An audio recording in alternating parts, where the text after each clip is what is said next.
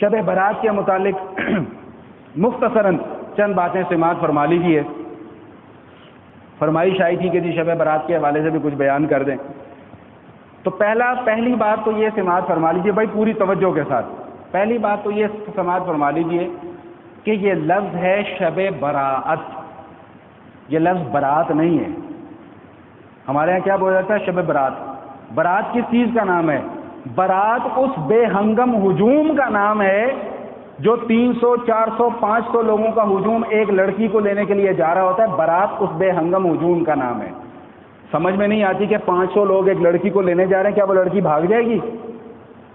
جب اس کا نکاح ہو گیا تو وہ کہاں بھاگے گی؟ وہ سمجھ میں نہیں آئی بات میری کہ یہ برات کیا برات ہے بھائی؟ یہ کہاں اس کا کوئی تصور اسلام کے اندر موجود ہے یا رسول اللہ صلی اللہ علیہ وسلم کی سنت کے اندر موجود ہے؟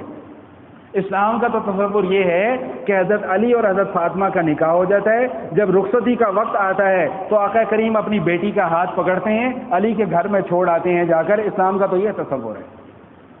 ہم کون سے اسلام کے دعوے کرتے پھرتے ہیں پتہ نہیں. تو پہلی غلطی کیا ہے بھائی؟ یہ شب براءت لفظ ہے، شب برات نہیں ہے. نمبر 2، نہ اس رات کی فضیلت کا انکار کرنا درست ہے اور نہ اس رات کی فضیلت میں غلو کرنا درست ہے. انکار، بعض لوگ یہ کہتے ہیں نہیں شب برات کی کوئی فضیلت ثابت نہیں ہے، یہ بھی غلط ہے. اور بعض لوگ اتنا بڑا چڑھا کر پیش کرتے ہیں کہ شب قدر سے بھی زیادہ اس کو اہم سمجھتے ہیں، یہ بھی غلط ہے. شب قدر کی فضیلت کے برابر کوئی اور رات نہیں ہے. یہ اپنے ذہن کے اندر یہ بات بٹھا لیں کہ شب قدر جیسی افضل رات کوئی اور، باقی جتنی بھی راتیں فضیلت والی ہیں اس سے کم درجے کی ہیں، اس سے زیادہ درجے کی نہیں ہیں. تو جو لوگ شب براءت کی فضیلت کا انکار کرتے ہیں وہ بھی غلط ہے، اور جو لوگ اس رات کی فضیلت میں غلو کرتے ہیں وہ بھی غلط ہے. نمبر 3، نمبر آگے پیچھے ہو جائیں تو مجھے یاد دہانی کروا دینا. نمبر 3 کہ اس رات کے اندر کوئی مخصوص عبادت یا کوئی مخصوص عمل جناب رسول اللہ صلی اللہ علیہ وسلم کی سنت سے ثابت نہیں ہے. لوگ کھڑے ہو جائیں گے جی 100 نفل پڑھنے کے لیے. میں کہا کرتا ہوں سال میں ایک مرتبہ 100 نفل پڑھنے سے بہتر یہ ہے کہ روزانہ 2 نفل پڑھ لیا کرو. اور یہ میں نہیں کہہ رہا، اللہ کے حبیب فرما رہے ہیں احب الاعمال الی اللہ ادومها وان قل. اللہ کے نزدیک پسندیدہ اعمال کون سے ہوتے ہیں بھائی؟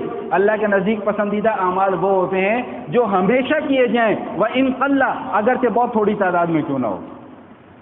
تو ایک رات کھڑے ہو کر 100 نفل پڑھنے سے بہتر ہے کہ روزانہ 2 نفل پڑھ لیے جائیں اور پوری زندگی ان کا معمول رکھا جائے. تو تیسری بات میں نے کیا عرض کی کہ اس رات کوئی مخصوص عمل سنت سے ثابت نہیں ہے، اور جو بیان کیے جا رہے ہیں وہ سب بدعات اور خرافات ہیں، ان کا سنت سے کوئی تعلق نہیں ہے. نمبر 3، ایک روایت یہ بیان کی جاتی ہے کہ نبی علیہ الصلوۃ والسلام جو ہے وہ جنت البقیع تشریف لے گئے تھے. تو اب لوگوں نے یہ عادت بنا لی ہے کہ جی وہ ہر شب برات کو جو ہے وہ قبرستان پہنچے ہوں گے، قبروں کی لپائی کروا رہے ہوں گے، یہ کر رہے ہوں گے، وہ کر رہے ہوں گے. بھائی جتنی بھی احادیث آئی ہیں ان میں سے صرف یہ ایک مرتبہ کا واقعہ ہے، حدیث ہے حضور کی عادت مبارکہ نہیں تھی قبرستان اس طرح جانے کی شب برات میں. ہاں اتفاقیہ کسی کا چکر لگ جائے تو لگ جائے، اور خواتین کا قبرستان کے اندر جانا تو بالکل ہی ممنوع ہے. اللہ کے حبیب صلی اللہ علیہ وسلم نے ایسی عورتوں پر لعنت فرمائی ہے جو قبرستان جاتی ہیں. تو گھروں کی خواتین کو جا کر یہ مسئلہ بتائیں کہ بھئی جو میک اپ کر کے، لیپا پوچھی کر کے اور جو بند سور کر جو قبرستان جاتی ہو، اللہ کی لعنت پڑتی ہے ایسی عورتوں کے اوپر.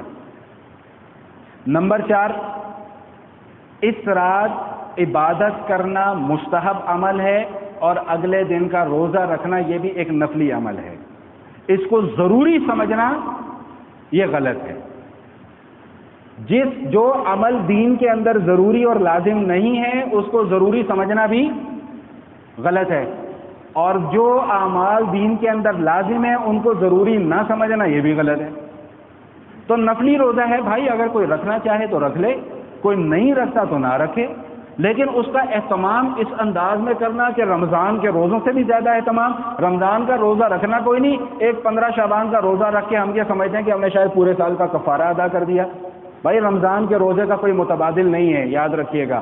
اللہ کے حبیب صلی اللہ علیہ وسلم فرماتے ہیں کہ جس شخص نے رمضان کا ایک روزہ بلا وجہ جان بوجھ کر چھوڑ دیا، اس کے بدلے میں وہ ساری زندگی بھی روزے رکھتا رہے تو رمضان کے ایک روزے کا مقابلہ نہیں کیا جا سکتا۔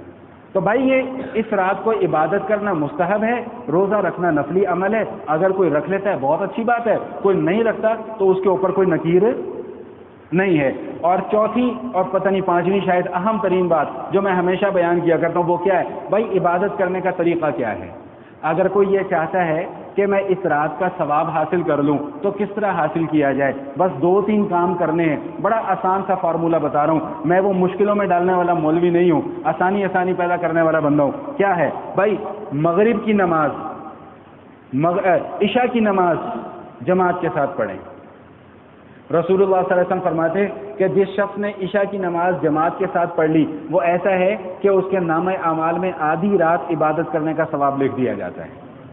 اور پھر جس شخص نے صبح اٹھ کر فجر کی نماز بھی جماعت کے ساتھ پڑھ لی تو وہ ایسا ہے کہ پوری رات عبادت کرنے کا ثواب اس کے نامہ اعمال میں لکھ دیا جاتا ہے۔ اور بھائی اگر ہمت ہو جائے 2 نفل پڑھ لینا، 4 پڑھ لینا، 6 پڑھ لینا، جتنی طاقت ہو اتنا پڑھ لینا، ایک رکوع کو قرآن پاک کی تلاوت کر لینا، کوئی 10 مرتبہ سبحان اللہ، الحمدللہ، اللہ اکبر، لا الہ الا اللہ، درود شریف پڑھ لینا، اس کے بعد آرام سے سو جانا، ہو سکے تو تہجد میں اٹھ کر 2 نفل پڑھ لینا، اور پھر فجر کی نماز ہمیشہ جماعت کے ساتھ ادا کرنا، انشاءاللہ ثم انشاءاللہ ساری زندگی نامہ اعمال جو ہے اس میں ثواب لکھا ہی جاتا رہے گا۔ باتیں تو اور بھی بہت سی کرنے کی ہیں لیکن وقت ختم ہو گیا ہے، زندگی رہی تو آئندہ کی نشست میں۔ وآخر دعوانا الحمدللہ رب العالمین۔